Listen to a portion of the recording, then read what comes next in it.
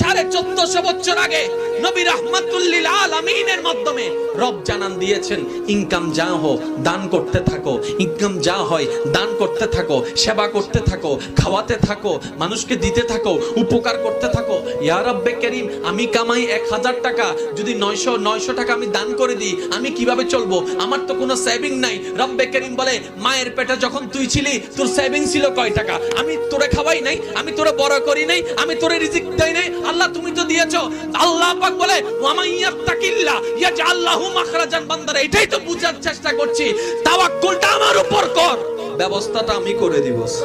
1450 বছর আগে নবী রাহমাতুল লিল আলামিনের মাধ্যমে রব জানান দিয়েছেন, ইনকাম যা হো দান করতে থাকো, ইনকাম যা হয় দান করতে থাকো, সেবা করতে থাকো, খাওয়াতে থাকো, মানুষকে দিতে থাকো, উপকার করতে থাকো। ইয়া রব্বে করিম, আমি কামাই 1000 টাকা, যদি 900 টাকা